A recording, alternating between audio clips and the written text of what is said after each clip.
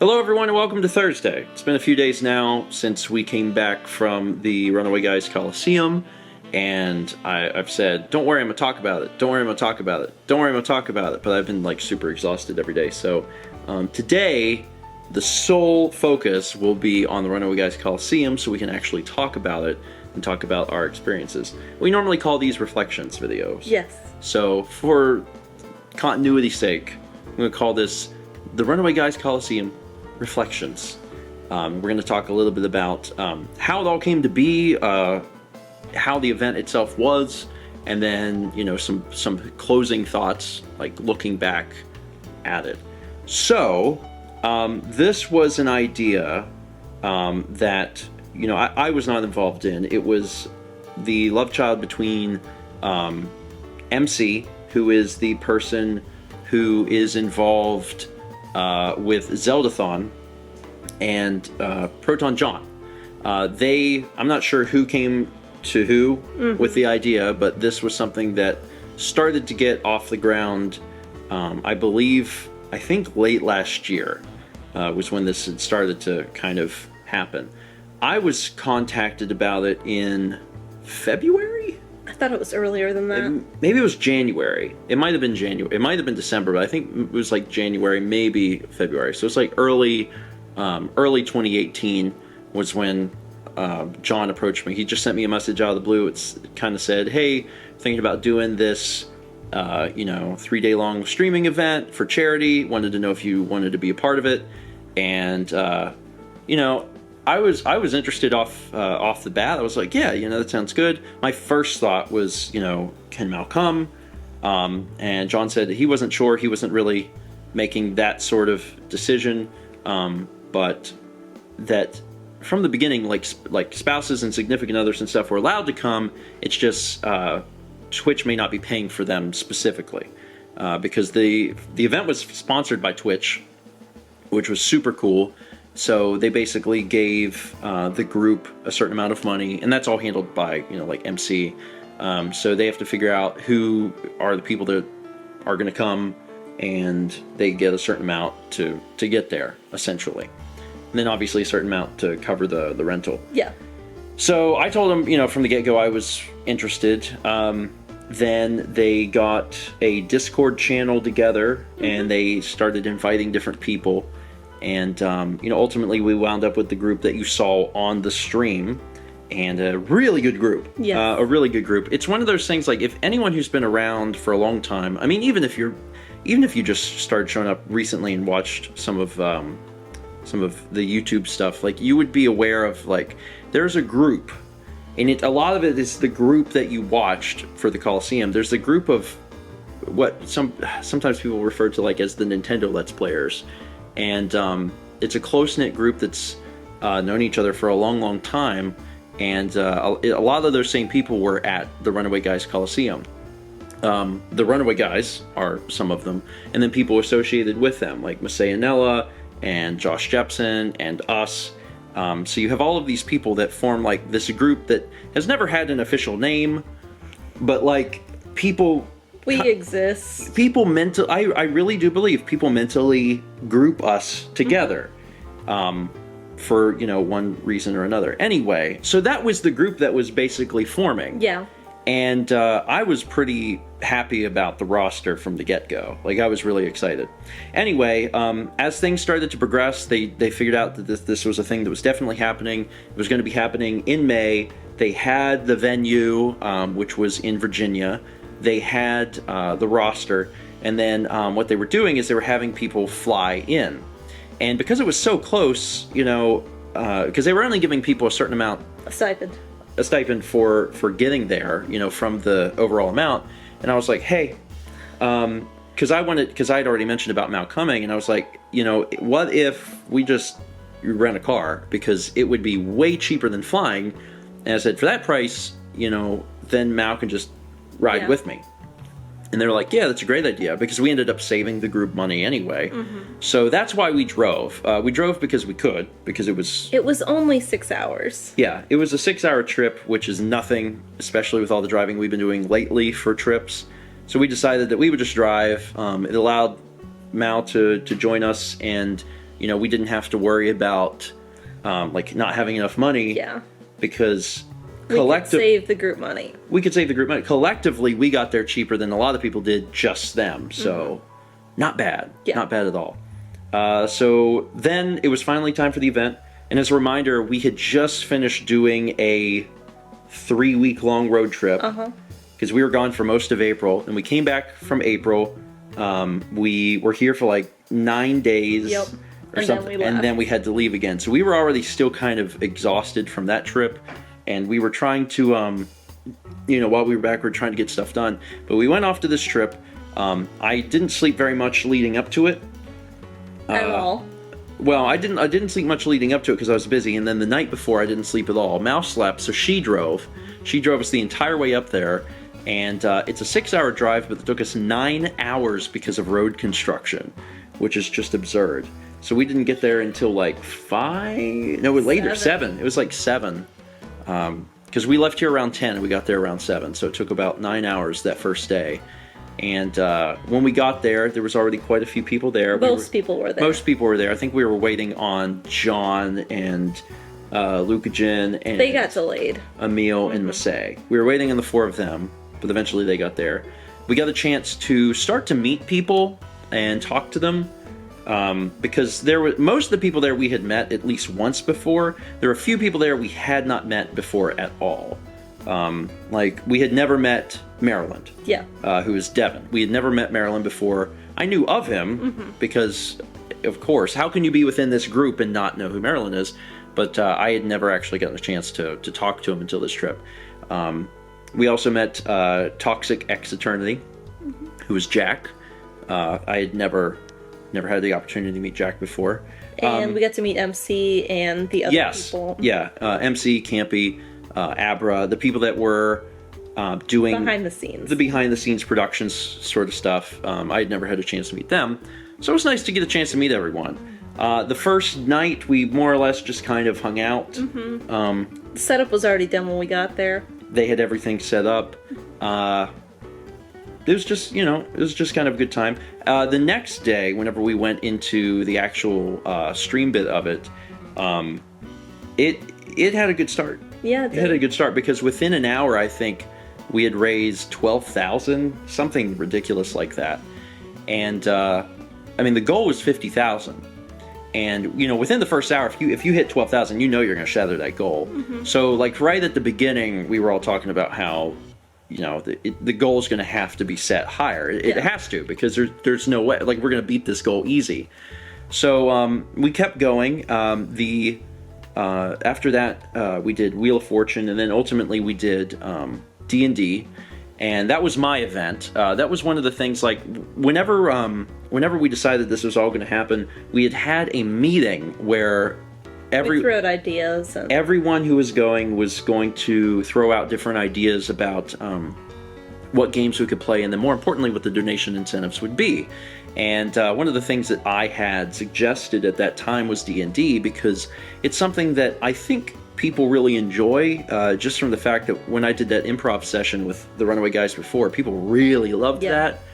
And I thought people would be interested in seeing that again. And it's also different because every single other thing they had was a video game. Yes. Aside from Werewolf. Yeah, but we weren't part of that. We were busy. Yeah. So they had, all these video games. I was like, I think that would be, a fun little addition. So I threw out a bunch of other ideas too. Worms was also my idea. I threw out the idea of doing Kirby's Dream Course between John and myself, because me and him had a chance to play that privately when I was recording with the Runaway guys in 2016, and it was close. Yeah. And I've never played that game with anyone else where it's been that close before. Where someone's as good as you are. Yes. And John was the first person I played that the final score was like within like 1 or 2 strokes. He beat me whenever we played. And we talked about maybe recording it someday, but whenever we were going to do the charity thing, I said, well, maybe we should do that. So that ultimately didn't get put on the schedule, but maybe in the future we'll be able to actually play that together, because he's good. Yeah. He's very good, and it's fun whenever you've got 2 people in like high-level play for Kirby's Dream Course. Anyway, So we had all these different ideas. D&D was the one that was my baby, and I was a little worried about it going into it because originally I had planned to do a homebrew story. They gave me a 2-hour slot, and I was working on an idea that would involve the Mushroom Kingdom. It was going to be kind of like Nintendo/Mario themed, and it was a cool idea. And I was actually running a lot of stuff by a buddy of ours, Andy, who's Pinstriped Barbarian on the internet. And he was helping me work on some stuff, and I was running some stuff by Chaz also. And then a few days before the event, I decided to scrap all of it because I knew that if I did improv, that there would be so much more money raised. Because if you're just doing a story, people are tuning in, but there's no incentive for them to really get involved. But if you improv it, where you have people submitting the story, people are going to be submitting a lot more money. So I knew that, you know, since it's a charity event, we're trying to raise money, that would be a better option, and that was the way to go. Yeah. Because by the time D&D was over, it had raised thousands of dollars. I don't know what the actual tally is, but it was at least like $5,000 to $7,000, and it might have been a little bit more than that. And that was great. I was proud of that. I was like, it made me feel like I contributed. You know, like I brought something that earned, you know, a good bit of money for the charity, and that made me feel really good. It was also super fun to do. And I have to give mad props and thanks to, first off, all of the players that joined us, which was Emil Massey, Josh, and Jules. I'm really glad Jules played, because Jules had D&D experience or tabletop experience, and he did some things throughout where he was thinking within the realm of the game. Yeah. You know, like other people are just like, they're listening to the story and they're like, well, I'll do this. He was thinking outside the box a little bit, which helped move the story along, and I appreciated. Then I got to give a huge thanks to Tom, because Tom also has a lot of tabletop experience, and Tom actually really wanted to play. And I told him, I said, you know, I already told these 4 that they could play. I really don't want to take more than 4 players on. But Tom ended up reading donations for me, and he helped me so much, because his job was basically not only to watch what was going on in the game and pay attention to it, he was also reading all of the donations that came in and making notes about what would fit. Because it was improvised, he had to pay attention to 2 things at once and try and find places to insert stuff. So there'd be times where we're like talking and doing stuff, and Tom would like say, oh wait, look at this. And then he'd show me, you know, what he had picked out, and be like, it's perfect, you know, let's get that in there. He did a really good job. He did phenomenal. So if you enjoyed D&D, you owe a huge round of applause to Tom also, because he was the one largely responsible for getting the pieces to fit in. So, and MC did all the music. Yes, and that's the other thing. And I threw that on MC like minutes before. I walked up to him and I was like, hey, maybe we could do some ambience, you know, during the game. And he was like, okay, what do I do? I said, well, just go to YouTube and type in, you know, scene ambience, or, you know, scene D&D ambience or whatever. And he said, okay. So he actually was pumping ambience through, which I think helped a lot. Yeah. So he would just type in city or prison or whatever. And I really appreciate that as well. And it seemed like he enjoyed it, because I heard him laughing like multiple times whenever something funny would actually happen. So D&D was a success, and that made me feel good, especially because, as a reminder, the last time I even played D&D was with the Runaway guys. Yeah. Like December 2016. So it'd been like almost 2 years or something. A while. Yeah, it'd been a hot minute. So I'm glad that things... You did good. It went really well. It was a lot of fun. It was fun to do. I really enjoyed it. Otherwise, the event was super fun. All of the different streaming things we did was super fun. It was interesting to see the donations start to come in for the lamp. Someone randomly donated $100 to turn the lamp on, and then it became like an on and off thing. And then the second day, like, Tom had formulated this entire character, Lord Donator, and come up with this massive scheme to like get more people to donate towards getting the lamp back, because the lamp disappeared. So there's a lot of, I mean, you've got a group of creative people, right? Like, that's what we do. We're creative people. We're content creators. So it was just fun to see that within this setting of charity, for Tom to don this really hot robe. Yeah. Like he was like, I can't be in this very long. It's too warm. It was funny, and every once in a while you'd see him walk by, and it'd be like, oh, it must be time for Lord Donator to show back up. So that was fun. As far as the non-stream stuff, like off camera, because there's a lot of stuff I'm sure I didn't show. Friday night, Luca, Jen, and I cooked. We did pasta. Yes, and you guys did fantastic. Thank you. Fantastic. That was one of the things that I really wanted from the event was I love home cooked meals, and I also love the environment of.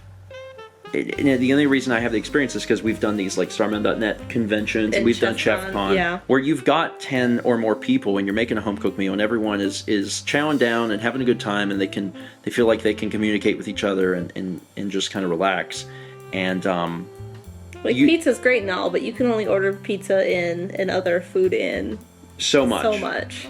So Mao and Luke Jin took care of all the cooking stuff, and it was just... Yeah, we got to hang out and chat, and accidentally boiled the Alfredo a bit too much. And that was probably nice. Like, that was it. That was nice for you, too, because I don't think you'd ever really had a chance to... I had met her and talked a little bit at PAX, but... Yeah. Yeah. There's a few mornings where I got to make some food. I made some eggs. There's one morning where you made pancakes. And... That was a lot of the cooking. Yeah. We did burgers one on Saturday night and hot dogs, and we had planned to grill out because there were like 4 grills in the back. Yeah. And Luca Jen and I went out there, and like the tools were kind of old and full of pollen because it's spring, and we kind of were like, ugh, we could just do it inside under the broiler. And we're like, but this grill is okay. And she's like, well, I'm gonna go in and get some stuff, and she's like, you make a decision. So I opened underneath to see if there's a propane tank, and a wasp flew out. And I haven't been stung in a really long time, but I have some family members who are like highly allergic. So I just froze. And she came back out, and she's like, what's wrong? Are you okay? And I just kind of slowly walked away because I figured I had made this hornet really angry. And I was like, there's bees. And she's like, what? And I was like, there's bees under the grill. And so she went over and opened it and looked, and like she's down like looking underneath, and she's like, oh, there are a few bees, not just one. Didn't you say that then Tyler had Yeah, so then we went inside and we started getting ready to cook in the oven and on the stovetop, and then Tyler comes in, he's like, weren't we grilling out? And we're like, there's bees. We're not grilling out and outside. I said, we'll do it inside. And he's like, what do you mean? I was like, that big grill? I was like, there's bees underneath. So he's like, okay, I'm gonna go look. And we're like, Tyler, you're gonna get stung. He's like, no, I'm not. So he went out there and he looked, and then he had to run. He ran from that. He's like, yeah, there's bees. And we're like, we told you. So you ended up cooking them inside. But yeah, it worked out good. And some of the people that we had in our group were vegetarians, some were pescatarians. So all of the options that we had meatless options, which was super cool. Like when we did pasta, we had Alfredo and red sauce. Yeah. And then we had taken some of the red sauce and made a meat sauce, and then we also had chicken breast on the side. Yeah, so if anyone and Alfredo wanted to do, so if anyone wanted to do like chicken Alfredo, they could just throw chicken in, or like a chicken parm. Yep. So there was all sorts of great food options. Everything was delicious.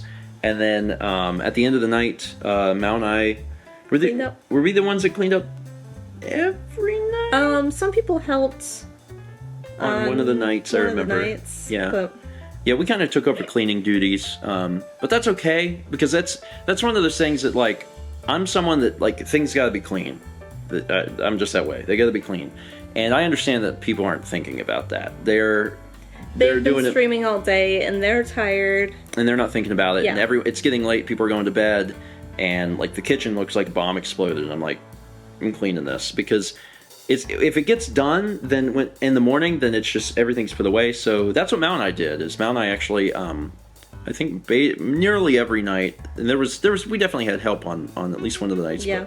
But we cleaned everything up, got the dishwasher started, cleaned the pots and pans, and basically got the kitchen back to square one, so it could be reset, for the next day. And I think a lot of people don't even know we did that.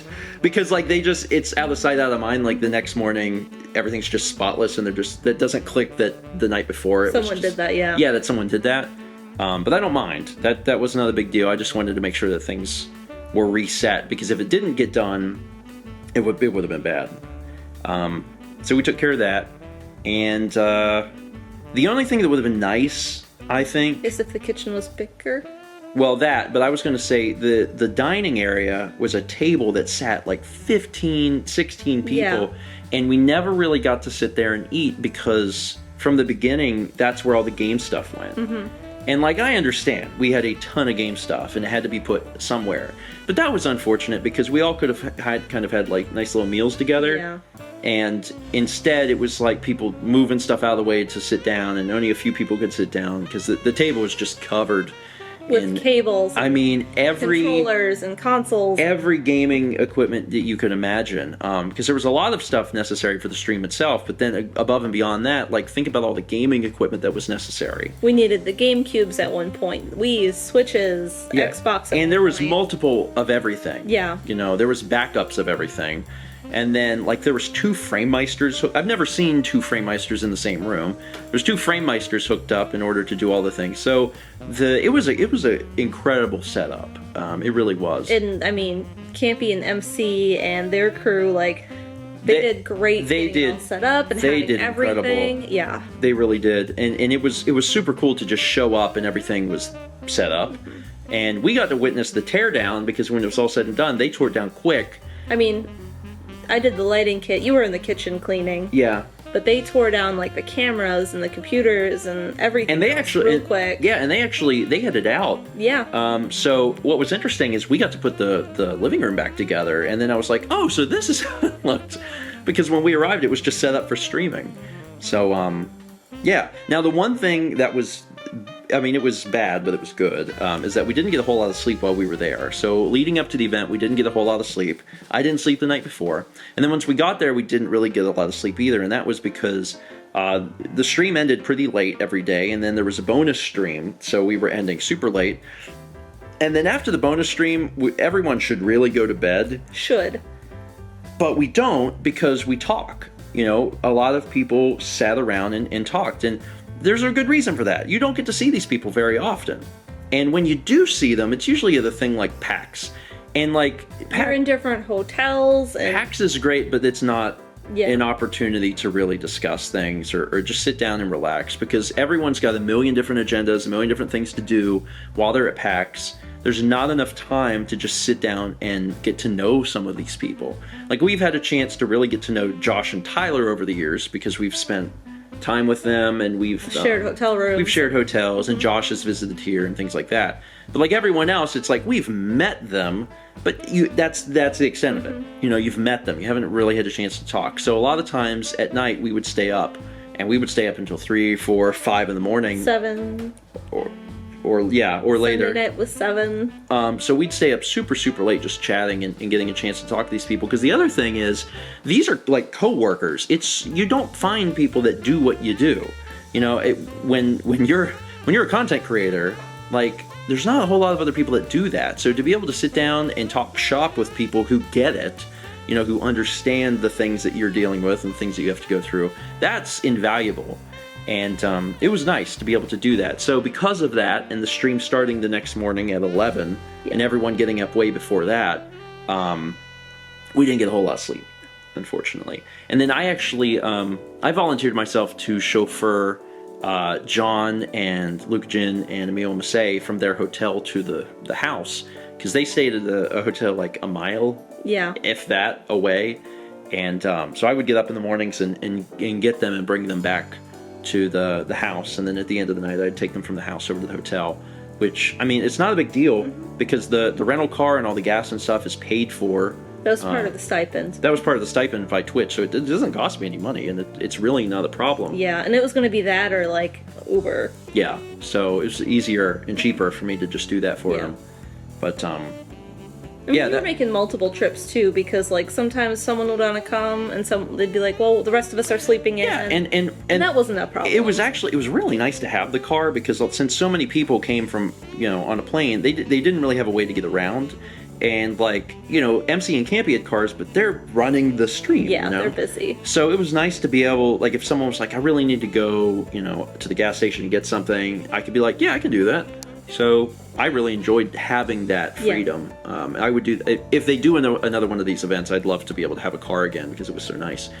The other thing I wanted to talk about is this group of people. And this is where I get a chance to like really gush about how much this group of people is great. This is a good group. Good group. This is a really good, like, when you get a chance, like I said, at PAX you don't get a really chance to do this, but when you get a chance to sit down and talk to these people, like heart to heart, hear them talk, hear their experiences, hear who they are, you have such a good group of people. Humble people, meek people, kind, positive energy.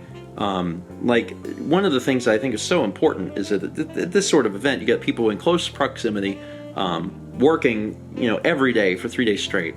Very easy place to brew some sort of drama, and there was none. Like, there was no drama. Everyone just got along super well, loved each other, and that sort of thing is really important with this sort of situation. And I mean, I think Toxic said it really well, because when he got home, he had tweeted something. Yeah. And it was like, I count you all as really close friends now. Yes. And I completely agree. Yeah. And I'll just make his ears burn for a minute. That guy, Jack, one of the nicest dudes I think I've ever met in my life. Toxic X Eternity, just incredible guy. Yeah. Incredible. Like, to hear him talk and to talk to him, get a chance to actually hear all the different things that he's doing and how passionate he is about what he does. Very passionate about what he does. Such a great dude. Another person I had never had a chance to meet was Maryland, and he is such, like, seriously, I know such a nice guy. Like, one of the nicest people Yeah. I've ever met in my entire life. Also, we learned he lives pretty close to your dad up in Wisconsin. So at some point in the future, when we're up that way, maybe we'll get a chance to hang out with him, meet up with him. Seriously nice guy. Super. And I actually, there was quite a few nights where I had just been talking to him for a long time. Him and Tom. Tom is another person that I've met like a tiny amount. Yeah. Over the years. And like this last PAX, we got to hang out with him a little bit more, but it wasn't like sit down and chat. Yes. Yeah. And Tom is such a great dude. I mean, he's really real funny, and he values comedy, and he's just a joy to talk to. Yeah. Like, a really, really nice guy. So hopefully at some point in the future I'll be able to get up with these people a little bit more, talk to them a little bit more. Maybe we like collaborate on something. That's one of the things I had talked about with our Discord was I had already gushed about all these people to them, and they're like, well, maybe you could do something with them. And I'm like, yeah, maybe at some point in the future that'd be good, because Tom was a great guy. Yeah. Tom's a really great guy. And also, I hadn't had a chance to really talk much with Jules. Like Jules and Adrian. I got a chance to talk with them. Great people. This group was a good group. Yeah. Dang it. Like, I just want everyone to have that takeaway from this, is like, not only did everyone do a great job raising money for charity, this group got along really well. Their hearts are all in the right place, and they're just good people. So if you're ever wondering, like, I wonder if that guy is like he seems good on the videos, is he good in no, these are good people. Like, I'm super excited about the group that we had. I really hope that if this happens again next year, that we can keep the same group, because it was good. It was really good. Like I said, I knew I was going to gush about everybody there, and I am, because they're just really, really amazing. Good. Really amazing folks. Anyway, that about wraps up everything I wanted to say. The only other thing to mention is that that goal was obliterated. $50,000 was drop in the bucket. $45,000 was achieved the first day, which is incredible. And I was just super impressed to see how quickly $112,000 was raised. That's insane. Yeah. And it's so great. And the thing is, it can get higher. It can get even better. I really do think that, assuming they let us do this again, that we'll do even better. We'll break 150. I think it's a possibility. And it's a great charity. Yes. Like, you can poll charity watchdog companies and they'll kind of like rate. This one's way up there. Like, how much they raise, so much of it actually goes and does good. Direct Relief is a good charity. Because like anything can be like a charity. I think of the Human Fund. But direct relief, it does rank high because so much of the money that you donate goes to people in need. It's not like overhead for the company. It's like 95% or something is going to be used. So they score very highly, and that's good. It makes me feel good about doing this sort of thing. When all those donations are coming in for D&D, etc., that you know in your subconscious that this money is going to be put to good use, and that's exciting. As far as, if there will be an event next year, we don't know that, but certainly we have a good... Everyone in the Colosseum Discord was like, yes, please. Everyone wants to do it again. Quite a few people said, I would cancel a different trip to make sure that I could attend the Runaway Guys Colosseum and do this again.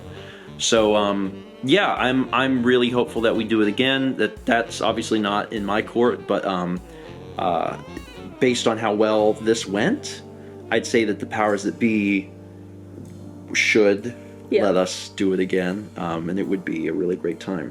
And if you didn't catch it, the VODs are supposed to be going up on the Runaway Guys channel. Yeah, they're on Proton John's Twitch channel. By the time you guys get this vlog, which will be a while, they should be up on the Runaway Guys channel. So I'll try and remember to link to that in the description so you guys can actually see that. It was a good time. Good time. It was a really good time. I did real good at Double Dash. You did do good at Double Dash. Thanks. I did not do so good at Mario Kart, the Deluxe, but Double Dash is my jam. Yeah. If I start to think about it, I know I'll just start talking like super positive about everybody again. So I'm gonna try not to do that because this vlog will just be like ultra long, and it'll just be me like going around the room like, this person was great, and this person was super great. This person was great, but seriously, they're good people. I really enjoyed getting a chance to know them much better than I ever would, walking past them in the hallway at PAX. So I hope that this can happen again. This was a good group. We raised a lot of money, and if they let us do it, then we'll do even better next time. Yeah. I really do truly believe that. Anyway, that is it for today. Thank you so much for watching, and as always, let's meet back tomorrow, shall we?